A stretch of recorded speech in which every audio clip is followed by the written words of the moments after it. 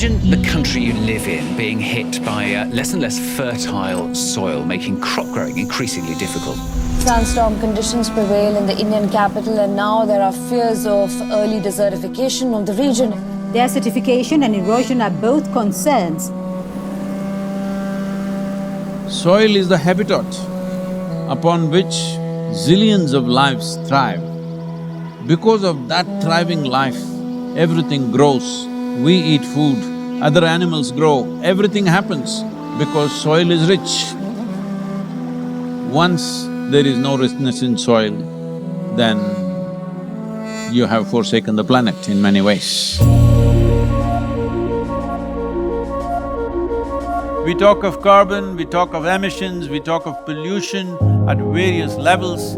Before all that, we need to address the most important concern, because there is a misunderstanding in the world. There is a campaign to project civic issues as environmental issues. Right now, if plastic bags are floating around in New York City, this is not an ecological issue, this is a civic issue. If our rivers are polluted, this can be fixed. In 1 or 2 years, if you set up the necessary purification plants and enforce the law, these are civic issues which can be fixed with a little bit of law enforcement and awareness. But the real issue is soil. The United Nations agencies with enough scientific data, they're clearly saying that we have soil, agricultural soil for another 80 to 100 crops on the planet. This is 45 to 60 years is what we have agricultural soil. We are calling this as soil extinction. You've heard of dinosaurs going extinct, you have heard of dodos going extinct, but this is soil extinction is what we are looking at.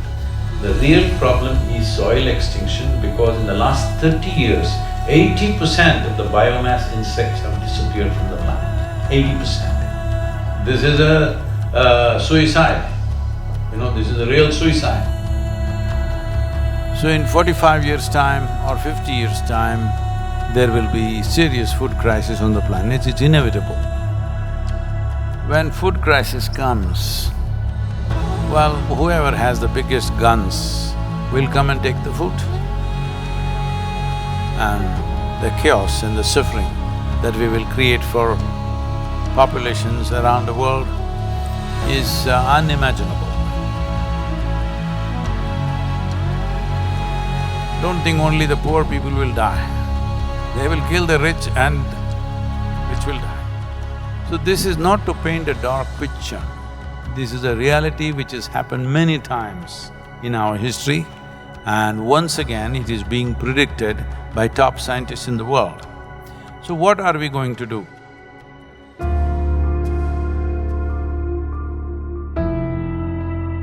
Why is soil going away? Where is it going away? See, what is sand becomes soil if you add organic content to it. What is soil becomes sand if you take away all the organic content from it. If you go into a rainforest, the organic content in the soil will be over 70%. In normal agricultural soil, the minimum organic content that has to be there to call soil soil is 3 to 6%. 3% is the most minimum.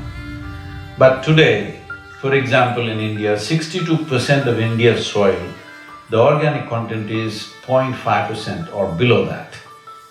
So literally we are on the verge of desertification. This is across the world, this is not in one country.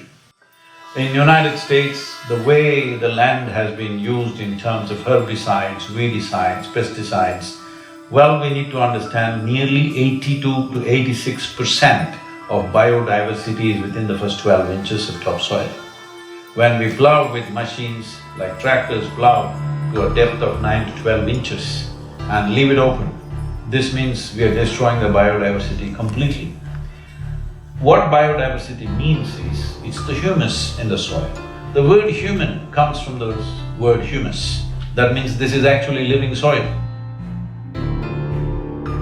So it's very, very important that soil becomes the focus, because if you put 1/3 to 40% of the land, especially in the tropical world, under tree shade, your climate change could be easily reversed. Land is getting hot simply because it is plowed or it is paved. Land has to go under vegetation, whatever kind, natural grasses, bushes, trees, whatever, because all these are serving the ecological activity. And we must also understand soil is a very significant carbon sink. And soil is the largest water soak on the planet. And soil is the basis of all life.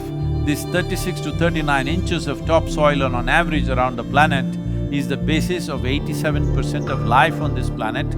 To keep the biodiversity alive is the most important thing that we need to do right now. Unless we start now, this will not happen. As a part of this, we are unfolding a movement called Conscious Planet to bring maximum number of people. Right now, it looks like climate change, ecology, all these are playground for the rich and elite. No, this must change. Individual human beings should become conscious about the danger that we are facing. Ecological issues must become election issues, and political parties must give significance to ecological issues in their manifestos. Governments must be elected for their concern for ecological issues. This needs to happen.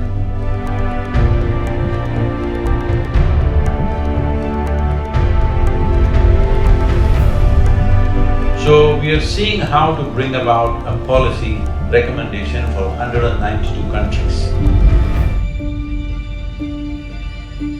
The rally is starting on 21st of March, which is the equinox day in London.